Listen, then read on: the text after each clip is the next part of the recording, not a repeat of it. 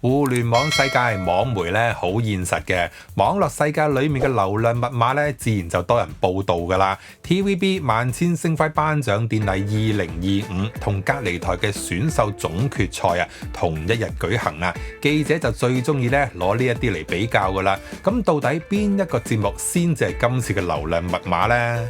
嗱，有人話喂，呢一個係關乎演算法嘅。當你平日睇開邊一啲嘅內容咧，社交平台自然咧就會派翻相關嘅內容俾你嘅，所以你平日睇開關於 TVB 嘅呢，自然就派翻 TVB 俾你嘅啦。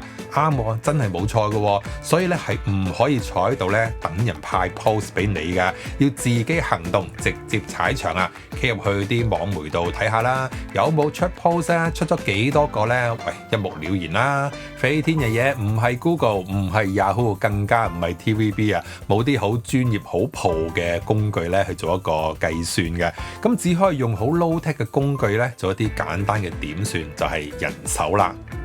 事先聲明啊，只係作參考嘅啫，唔係絕對嘅。咁多個平台，我邊有可能逐個數啊？咁啊，今次咧抽咗6個，為免有人話我唔公平咧，我就揀咗啲咧係人都知咧同隔離台係非常之咁友好嘅，甚至有啲網友咧當咗佢係官網一樣咁滯添啊！攞佢嘅數字嚟做個統計點算下，1月4號同埋1月5號啊，佢哋各自出咗幾多個同呢兩個節目有關嘅 post 咧？嗱，咁啊真係〜好 low tech 嘅，即係純粹咁樣點算下俾大家睇下，參考下啦。咁啊，當中咧可能真係會有手誤都唔定嘅，咁但係影響係唔大嘅。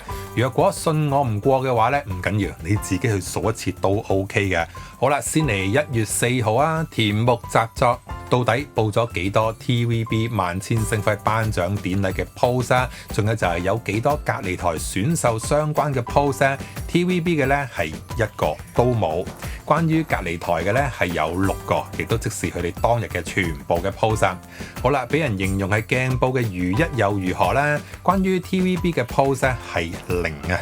咁啊，至於關於隔離台選秀嘅咧係有5個，亦都係當日嘅全部。好啦，01娛樂方面，關於 TVB 頒獎禮嘅 post 係有7個嘅。咁而調翻轉啦，關於隔離台嘅選秀咧係1個都冇啊。AM730 關於 TVB 嘅有8個，關於隔離台選秀嘅咧有2個，咁啊另外加多個咧我就唔計落去啦，就係關於佢哋嘅選秀之前嘅一個參賽者啊，叫做九毛啊羅啟聰咧販毒案嘅報導啊，呢個冇理由計落去啊，係嘛？好啦，情報方面又如何呢？關於 TVB 嘅咧有8個，關於隔離台嘅選秀咧有1個。好啦，喺1月4號嚟講統計下啦，關於 TVB 嘅係有23個，關於隔離台嘅咧係有14個。好啦，至於1月5號又如何呢？田木習作關於 TVB 頒獎禮嘅有3個，關於隔離台選秀嘅有6個。好啦，如一方面有幾多呢？關於 TVB 嘅有4個，隔離台嘅咧有3個。01娛樂方面 ，TVB 有6個，隔離台選秀咧係1個都冇。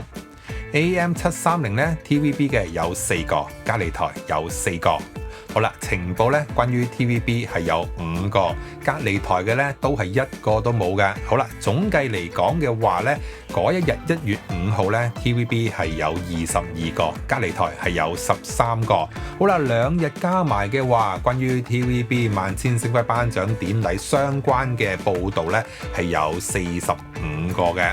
關於隔離台選秀節目有關嘅報導咧係有27個啦，所以撇除演算法咧，直接踩入去睇到咧，到底報邊個台嘅節目多啲咧，就可以睇到啦。不過啦，喺點算過程裏面咧都有少少發現嘅，就係其實咧佢哋好多時會選擇咧係報關於尋秦記嘅消息咧，多過報隔離台嘅選秀嘅。另外一啲網媒咧，平日可能大家會覺得哇，佢好似係偏幫緊隔離台喎。咁睇翻今次嘅統計咧，似乎又唔係喎，只不過咧佢哋只係發覺 TVB 係流量密碼咧，所以寫佢多啲咁解嘅啫。